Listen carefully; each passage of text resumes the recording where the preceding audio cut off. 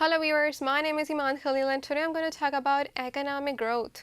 Economic growth is a key indicator of a country's macroeconomic performance. Economic growth in the short run is an increase in the economy's output, whereas in the long run it's an increase in the economy's productive potential. You see, economic growth is measured in terms of changes in real GDP.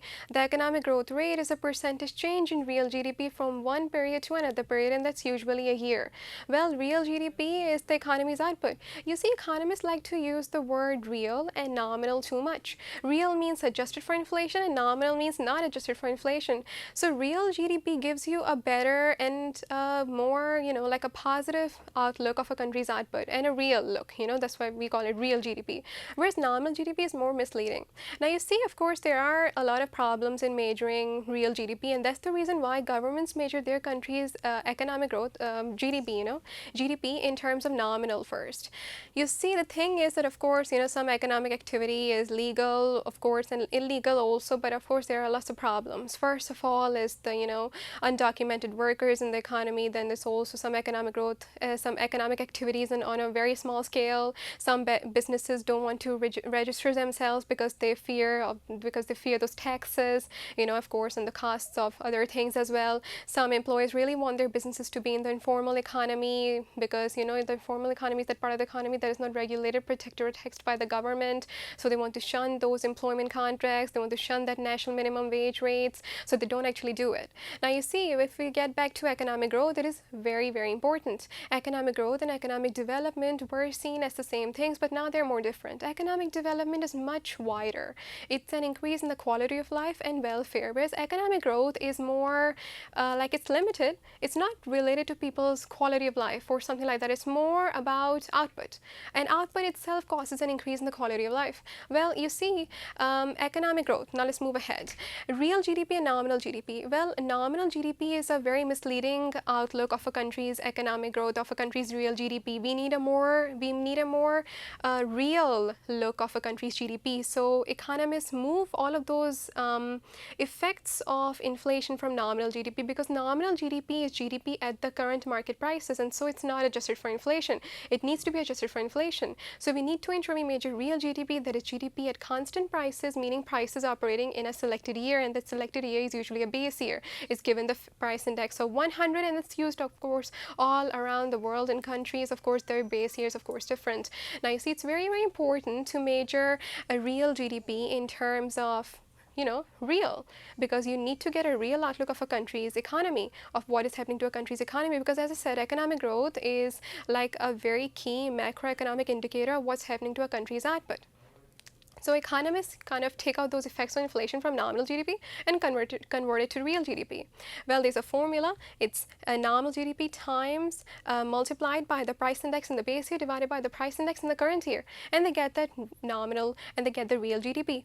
Well, of course, it's not that easy. There are lots of ups and downs involved in it. As I said, economic activity, both illegal and legal, can have a lot of problems. Some cannot be registered, some can. Of course, there are lots of problems. But if you look at the causes and consequences of real GDP because of a rise in economic growth, well, let's get to that. First of all, let's look at the causes of economic growth. As I said, economic growth in the short run is an increase in an economy's output. In the long run, it's an increase in the economy's productive potential. Well, yes, it is. The definition itself tells you what are the causes of economic growth. In the short run, you just need an increase in aggregate demand to cause economic growth, because that increase in aggregate demand will increase output. Easy. Like, for instance, let's say there's more consumer expenditure in an economy because of more consumer confidence, more business confidence. Now, consumer expenditure or consumer spending or consumption is one of the four components of aggregate demand. So, of course, aggregate demand would increase. As firms see this, they will see better prospects. They will see, well, we'll earn a lot of profit, so they will employ more workers, and of course, they will increase production. It's like that. But this is not the only thing. You need, of course, an increase in government spending as well. You also need an increase in investment, and of course, something like that. But, in the short run, it's more limited. It's just what's going to help you achieve economic growth. It's just an increase in the aggregate demand, because without aggregate demand and without aggregate supply, there's never going to be economic growth. Never ever. You need to ensure that an economy is operating, let's say, okay, at full capacity, spare capacity. Not all resources are in full use, but you need to ensure at least you have achieved economic growth rate that is higher than the population growth rate, because for people to enjoy more goods and services, you have to ensure that the economic growth rate is always above, always more than the population growth rate.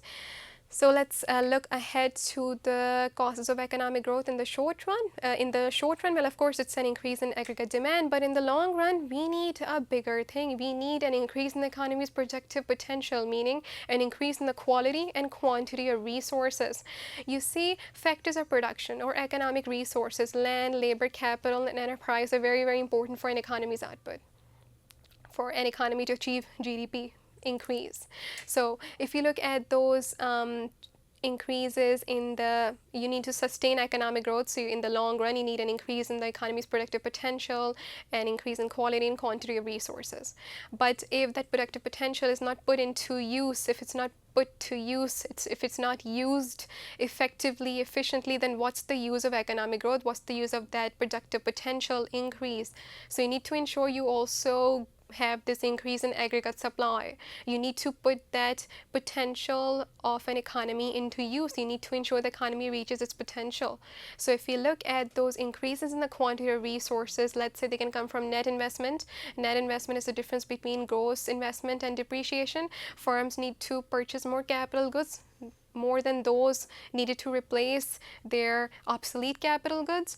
Firms need to ensure they employ more workers. The workforce's quantity should increase, the quantity of the workforce should increase, and there should be, let's say, we're just looking at the quantity at the moment, there should be an increase in the retirement age, so there'll be more people in the workforce. We also need to ensure that there is an increase in the number of females working, and for that, education is very, very important. We also need to ensure that there is better quantity of land also. We need to ensure any land that is obsolete, that is being used absolutely for nothing, that is barren or something like that, we need to ensure we get it irrigated. That will cause an increase in the quantity of factors of production, but quality is also very important, because see, an economy's workforce, the labor force.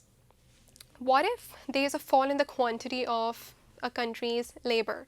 Let's say most of those workers entered full-time education. Now, in the short run, it would cause a fall in the quantity of the workforce, but in the long run, it will cause an increase in the quality of the workforce. And that will be more beneficial than anyone could ever think, because a better educated workforce contributes more to an economy's GDP. It contributes a lot, it contributes better, and it can, because a qualified workforce can undertake more complex tasks, and then, of course, if you look at the quality of resources, you need better irrigated land, you also need more cultivation, you need better qualities of, let's say, fertilizer, of seeds, because if we look at land in economics, it has a wider meaning. It includes every natural resource. We also need an increase in training and education. Education and training is one of the best supply side policies. If you ensure that an economy's workforce is really, that it has the potential to cause economic growth, well, you need more training, more education, because if there's more training, more education, and better training and better education, there'll be more skills in the workforce, and if the workforce has more skills, that workforce will be able to contribute really positively to the country's GDP. A better educated workforce, a better skilled workforce is more occupationally and geographically mobile. So when an economy is achieving economic growth, as it's becoming a more dynamic economy, the workers in the economy would be able to shun that structural unemployment, because to tackle structural unemployment, you just need the workforce to be occupationally and geographically mobile. And of course, you need these are the reasons, these are the causes of an increase in the economy's quality of resources. Now, if you have achieved that productive potential, you need to put it to use. You need to ensure aggregate supply increases, and yeah, that is like that. But of course, economic growth, again, it has its own advantages, it has its own disadvantages. If you look at the consequences, first of all, the upsides, well, upsides of economic growth can include a rise in living standards, because of course there'll be more goods and services, so people will be able to consume more goods and services. That means a rise in the quality of life. And it's not just that, but you see, during economic growth, people are working more because firms are employing more are workers, so they have incomes they can spend. And on the other hand, the government can collect more tax revenue because more people are working, incomes are high, and incomes are more.